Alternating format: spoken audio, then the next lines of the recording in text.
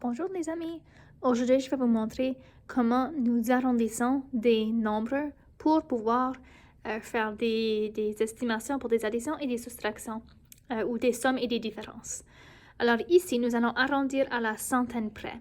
Nous allons beaucoup travailler avec les centaines et les milliers et nous allons toujours arrondir à la centaine près pour avoir le plus de zéros que possible. Alors quand nous arrondissons à la centaine près, il faut tenir en compte notre centaine et notre dizaine. Et notre dizaine, c'est ça qui va vraiment nous indiquer dans quelle direction nous allons y aller. OK? Alors, quand nous arrondissons à la centaine près, nous regardons à notre dizaine. Si nos dizaines sont de 0 à 4, ça veut dire que nous allons descendre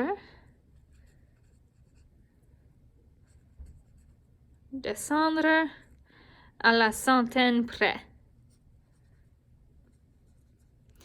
Dans ce cas ici, la centaine près, ou dans tous les cas, je m'excuse, la centaine près, c'est la centaine qui est présente dans le numéro que nous avons. Donc, dans ce cas ici, si nous descendons à la centaine près, nous allons descendre à 200. Ce que j'ai écrit ici maintenant, c'est si notre dizaine est entre 5 et 9, ou si c'est 5 à 9, nous allons monter à la prochaine centaine. Alors, dans ce cas ici, si notre dizaine, c'est un 5, 6, 7, 8 ou 9, alors nous allons monter à la prochaine centaine, qui est 300. OK? Donc, allons voir comment nous allons arrondir le nombre ici. Ici, le numéro que nous avons, c'est 238.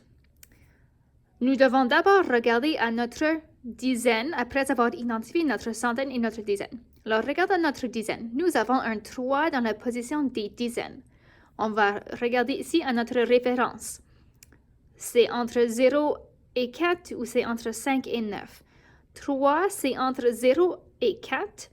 Alors, ça veut dire que nous allons descendre à la centaine près.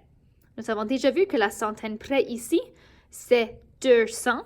Alors, 238, si nous arrondissons ce nombre, va devenir 200. Et comme j'ai dit, quand nous arrondissons, nous voulons le plus de zéros que possible. Alors, arrondir à la centaine près veut dire nous regardons la centaine et les autres, les dizaines et les unités deviennent des zéros. Alors, 238 va devenir 200 quand nous arrondissons le nombre. Allons voir comment faire ça avec des milliers. Ici, nous avons un nombre avec des milliers. J'ai déjà souligné les centaines et j'ai indiqué les dizaines dans le chiffre. Pour l'arrondissement des nombres avec des milliers, on va juste comme cacher le millier pour le moment.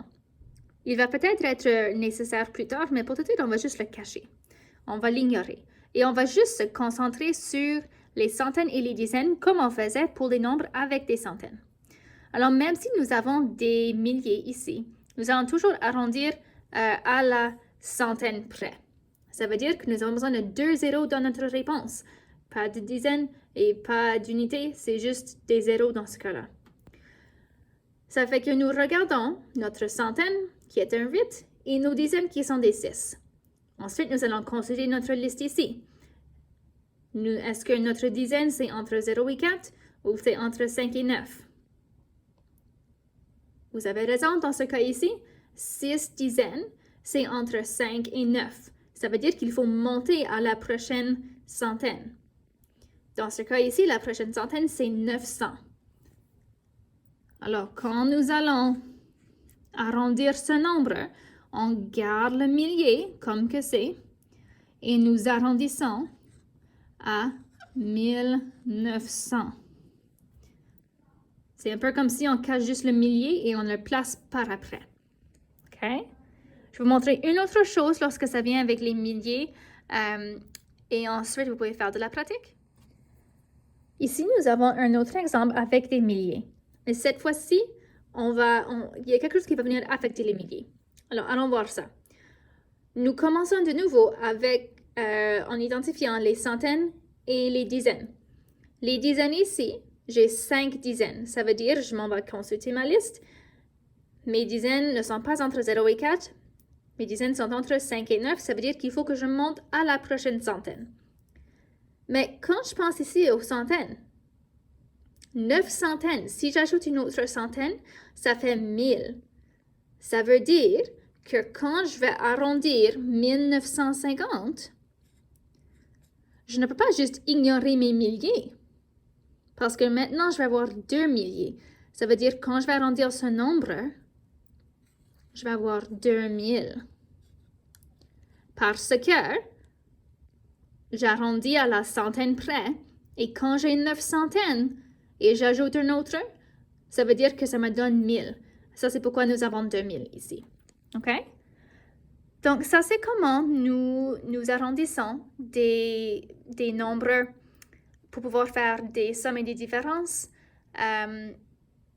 Et ça, c'est avec des milliers et des centaines. Et c'est ça. J'espère que vous avez aimé la vidéo et vous pouvez aller pratiquer. Bonne journée, les amis!